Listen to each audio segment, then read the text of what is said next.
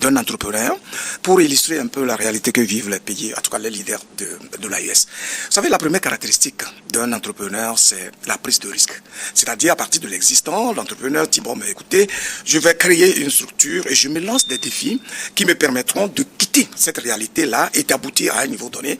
Et donc, lorsque vous êtes un entrepreneur engagé, avec toute la vitalité nécessaire, vous finissez par grimper les échelons et vous devenez une référence dans votre société. Rapporté dans le contexte des pays de l'AES, vous allez constater qu'à partir d'une situation totalement dégradée, déstructurée, disloquée, aussi bien sur le plan politique que social, etc., dans les 3 pays, les 3 officiers, là, chacun en ce qui le concerne, a décidé de se lancer un défi. Mais c'était tout à fait hasardeux au départ. Les gens vont se dire, ben écoutez, ces gens-là, quels sont les moyens dont ils disposent pour pouvoir couper avec l'establishment, avec le conformisme. Les gens pensaient que c'était plutôt des amuseurs de galeries, des gens qui ne pourraient pas faire grand-chose. Alors, défi lancé, ils ont commencé leur chemin. Jusqu'à cette étape du 16 septembre, où ils ont donc signé, comme vous l'avez dit, l'accord de Liptako-Gourma, qui crée justement l'alliance des pays du Sahel. Jusqu'à la date d'aujourd'hui, vous avez pu constater que d'abord, cet accord-là avait un esprit. D'abord, mutualiser les forces et les énergies dans un contexte de fronde et d'attaque. Vous vous rappelez donc que c'est à la suite du coup d'État du 26 juillet au Niger, et vu le tollé que cela a créé, au moment où la CEDEAO monte sur ses ergots pour agresser militairement un pays souverain comme le Niger, que les 3 pays ont décidé de se mettre ensemble, au point où ils ont dit clairement dans leur communiqué que agresser le Niger reviendrait à dire qu'on a posé un acte de guerre, aussi bien contre le Mali que contre le Burkina Faso. Et donc, puisqu'ils ont de la vision, ils ont de l'énergie, et ils ont compris que le salut de leur peuple dépendra véritablement du travail qu'ils auront à abattre au sommet de leur État, vous avez pu constater que donc en 24 mois, d'abord sur le plan sécuritaire, parce que là c'était la priorité, vous avez pu constater qu'ils ont mutualisé leurs efforts, ils ont mis en place une force mixte de 5000 hommes, ils ont acheté des équipements, ils ont restructuré leur armée au point où aujourd'hui il y a une certaine efficacité dans l'action, en tout cas de lutte contre les terroristes, dans la sécurisation des 3 pays, etc., etc. Et donc sur ce plan précis, c'était un défi tout à fait majeur et personne n'était prêt à parier sur la réussite de ces pays-là, surtout que les partenaires traditionnels ont pratiquement coupé leur coopération, ils n'étaient plus là, on se disait mais comment ils vont s'y prendre pour y arriver?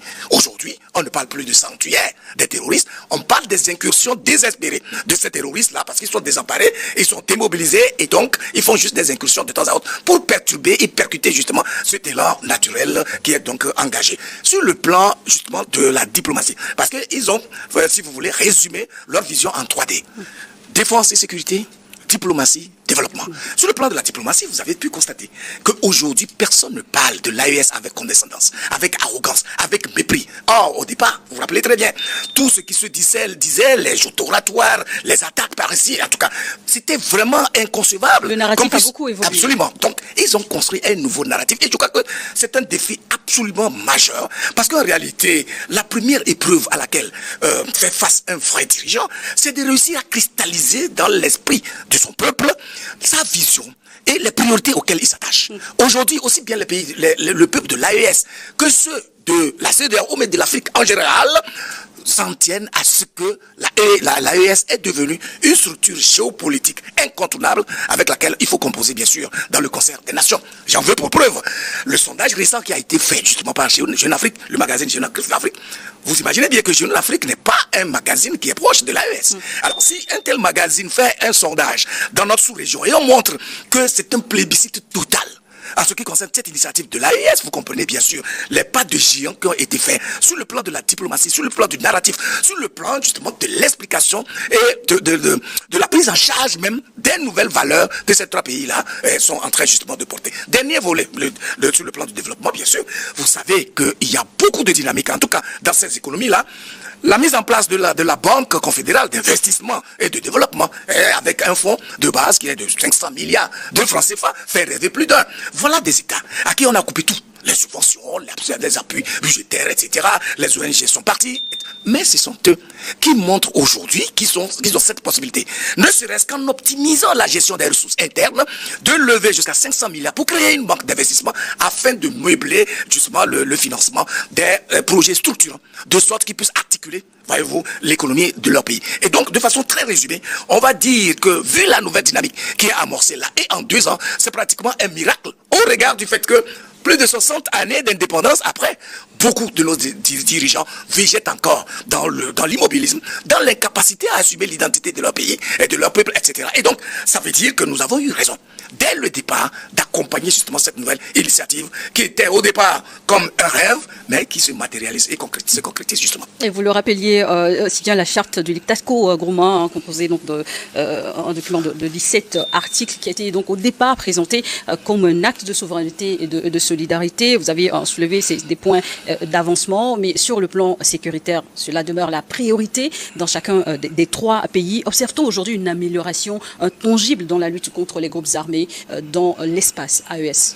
Rappelez-vous, au départ, lorsque Assimi Goïta au Mali était venu en tant que pionnier de cette nouvelle dynamique, le contexte social dans lequel ce pays-là se trouvait, pratiquement 60 à 70% du territoire était occupé par les terroristes avec des sanctuaires inconcevables. Vous vous rappelez le cas de Moura, par exemple, où pendant 2 ans, malgré l'existence des forces étrangères, notamment de Barkhane, de tout ce qu'il y avait comme les forces MINUSMA et tout ça, personne n'avait accès à un sanctuaire comme à une localité comme Moura. Et donc, il a fallu précisément qu'un dirigeant comme Assimi Goïta dise, bon, ben, écoutez, vous nous avez aidés pendant plus de 10 ans, c'est vrai, nous ne voyons pas vraiment les améliorations, mais nous vous restons reconnaissants, sauf que nous souhaitons prendre en charge notre destin. Vous voyez, à partir de ce moment-là, dès l'instant où ils ont compris qu'il faut alors changer de méthode et de paradigme, de gouvernance et de lutte contre justement les fléaux qui créent l'instabilité et l'insécurité, vous avez vu les résultats auxquels ils sont parvenus. D'abord, ils ont réussi à acheter les équipements militaires, tout ce qu'il faut, munitions, etc., les engins roulants, les avions, etc. Et donc, cela a permis justement de mettre un rouleau compresseur contre justement ces terroristes-là. Et donc, cette réalité a fait que tous les terroristes systématiquement ont été démobilisés au point où Kidal, qui était une ville mythique et détenue par plusieurs forces connexes, a été démonté. Et donc, le Mali a réussi le pari de conquérir justement son territoire, même si, comme je l'ai dit, on constate encore des incursions. Il en est de même du Burkina Faso. Vous voyez que plus ces gens-là mènent des actions rigoureuses pour traquer les terroristes, mieux les impérialistes qui sont donc les financiers, les conspirateurs, en tout cas ceux-là qui jouent le rôle catalytique incontournable multiplient encore d'initiatives pour perturber justement cette dynamique-là. Mais en tout état de cause, on est à l'aise à dire aujourd'hui que ces États ont fait des pas de géant en ce qui concerne la sécurisation de leur territoire, la reconquête justement de l'intégrité de leur territoire et la sécurisation des peuples. Je pense que l'élimination de quelques leaders de groupes terroristes dans chacun des 3 pays. Je ne vous le fais même pas dire. Pendant plus de 10 ans, pendant qu'il y avait toutes ces forces, plus de 15 000 forces extérieures au Mali, ils n'ont pas réussi à descendre un seul chef terroriste. Mais voyez-vous, avec l'énergie interne toute seule, plusieurs chefs terroristes ont été donc démontés. Plusieurs sanctuaires, en tout cas l'essentiel des sanctuaires ont été démontés. Et donc c'est pour vous dire qu'en fait, il y a cette possibilité à partir de nos forces internes. Il suffit là de l'organisation. Et c'est là où j'observe que, en réalité, le problème de l'Afrique est une question de leadership. Lorsque vous avez un dirigeant qui a de l'inspiration, qui a de la vision, qui a de la volonté, qui a de l'engagement, qui se consacre à la cause liée à l'intérêt supérieur de la nation, vous allez forcément avoir des résultats. Pourquoi? Parce qu'il réussit le pari de mobiliser des consciences, de faire en sorte qu'il y ait une conscience nationale autour des défis qui se présentent à un pays. Voyez. Et donc c'est le premier pari que ces dirigeants ont réussi et qui explique qu'aujourd'hui, aussi bien les peuples que les militaires, etc., sont résolument engagés pour débouter justement les terroristes et leurs commanditaires qui ne cessent de semer les troubles dans ces territoires. Malgré ces succès, Luc Abaki, le groupe, le JNIM, malgré tout, ou peut-être aussi, il faut le rappeler, le Bamako s'apprête à accueillir le tout premier salon de la défense dans les prochains jours. Et malgré les avancées, les résultats obtenus sur le terrain par les forces armées nationales. Au Mali, par exemple, le JNIM, le groupe de soutien à l'islam et aux musulmans, se montre encore debout et actif sur l'axe, notamment ralliant Bamako ou sinon le Mali au Sénégal. Est-ce qu'il faut parler d'un acharnement? Si oui, qu'est-ce qui pourrait expliquer cela? Mais ce n'est même pas maintenant qu'on parle d'acharnement. Dès le départ, quand vous revisitez les origines même de ce phénomène terroriste, vous savez que c'est d'abord une conspiration, c'est en même temps un acharnement. Et puis vous savez que pendant très longtemps, un pays comme le Mali a compilé un certain nombre d'éléments de preuves montrant que des puissances occidentales sont en intelligence, si vous voulez, avec les terroristes, justement pour déstabiliser ces pays-là. Mais ça se comprend aisément parce qu'en réalité, qui parle de déstabilisation parle en même temps du justificatif qui explique que ces puissances occidentales sont sur nos territoires. Parce que si nous sommes structurés, si nous sommes organisés et nous construisons des nations solides et prospères, capables donc d'avoir la même mise sur nos propres ressources et de les utiliser comme nous le voulons, bien sûr que ce sera la débandade auprès de l'Occident. Il faut avoir la preuve tout de suite. Lorsque le Niger a nationalisé son uranium, lorsque d'autres pays comme le Mali, le Burkina Faso ont décidé de gérer eux-mêmes leurs ressources, les pillages donc ont été drastiquement réduits. Vous voyez, regardez, suivez bien mon regard, vous voyez ce que vit déjà l'économie de la puissance occidentale, qui est donc l'impérialisme patenté et incontournable dans nos pays de l'espace francophone. Vous voyez tous les désordres qu'il y a là-bas. C'est pour dire qu'en fait, les puissances occidentales ont toutes les raisons. Parce que par nature et par essence, elles sont concurrentes et elles sont convaincues que c'est avec nos matières premières, avec nos ressources minières qu'elles peuvent construire leur économie, puisque c'est ça qui explique d'abord la traite négrière et ensuite la colonisation et aujourd'hui le néocolonialisme. Elles sont convaincues que c'est en Afrique qu'elles peuvent puiser toute l'énergie vitale qui doit alimenter leur économie. Et donc, plus nous, on se montre organisés, structurés, on exhume les valeurs qui permettent d'exalter, si vous voulez, la solidarité, la mutualisation des énergies, etc. Et même moins ces économies-là, en tout cas ces puissances-là, vont rester ce qu'elles sont aujourd'hui. Vous voyez? Donc c'est pour dire, en tout état de cause, que les pays de l'AES sont un modèle suffisamment inspirant.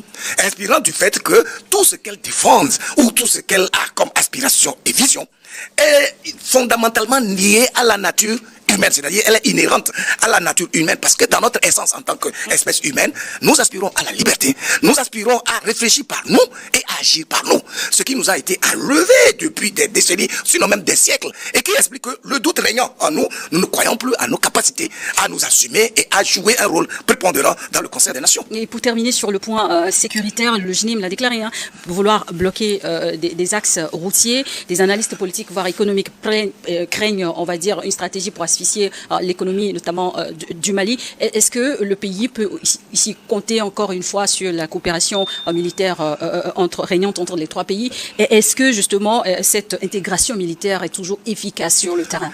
Depuis que les trois pays se sont unis et ont décidé de mutualiser leurs forces, ils n'ont jamais failli sur ce plan de la solidarité. Et donc, je pense que cette histoire de terroristes qui font des incursions aujourd'hui, ce sont des actes désespérés. Je ne vois pas comment ces gens de terroristes-là pourront encore avoir pion sur rue au point de déstabiliser un seul de ces pays-là. Puisque justement, ils se sont organisés avec la complicité des citoyens eux-mêmes. Le travail sera là. C'est vrai, qu'il est devenu plus rude. Pourquoi? Parce qu'il y a un voisinage conspirateur, envieux, haineux. J'en veux pour preuve. Lorsque le voisin du Mali, comme l'Algérie, qui a décidé délibérément d'abattre un drone de guerre et de combat. Et donc, comme ça, de façon délibérée et lâche, c'est un acte cruel de méchanceté, une agression qui prouve que la montée en puissance de ces forces-là inquiète justement les voisinages. Et donc, il faut toujours que ces voisins-là conspirent pour que les terroristes puissent toujours prospérer. Vous voyez? Mais ce sont des actes désespérés, comme je l'ai dit, parce que la dynamique amorcée là et le niveau auquel ces forces militaires sont déjà arrivées au sein de l'AES nous confortent dans notre sentiment qu'ils vont réussir à débouter tout ce monde-là, même si le résultat escompté n'est pas encore atteint. Le fait qu'ils aient fait des poids de géants, le fait que la dynamique est là, le fait que l'engagement et la volonté, aussi bien politique et sociale et économique, sont là, donc on est tranquille que sous peu, ils vont réussir le pari d'en finir avec ce phénomène. Sur le plan économique, est-ce que des projets communs ont vu le jour durant ces 2 dernières années? Là également, y a-t-il une vision partagée de développement? C'est-à-dire que la vision elle-même n'est que... C'est une réalité patente. Pourquoi? Parce que c'est la vision qui explique que ces États ont mis en place une banque d'investissement et de développement. La banque d'investissement et de développement est chargée de financer des projets structurants, c'est-à-dire des projets ambitieux qui permettent de lancer le processus de développement de ces pays-là.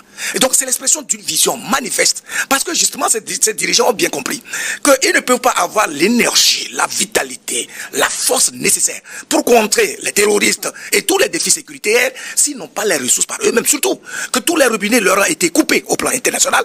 Ils ont bien compris qu'il faut capitaliser et optimiser les ressources dont ils disposent à l'interne. Et donc, sur le plan de l'économie, justement, vous voyez toute la dynamique qu'il y a par exemple au Burkina Faso, les initiatives Faso-Mebo, où on investit plus de 200 milliards pour des infrastructures, etc.